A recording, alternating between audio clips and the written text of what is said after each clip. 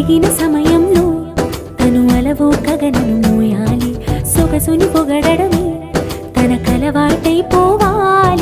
పనులను పంచుకుని మనసుంటే ఇంకేం కావాలి. అలకని తెలుసు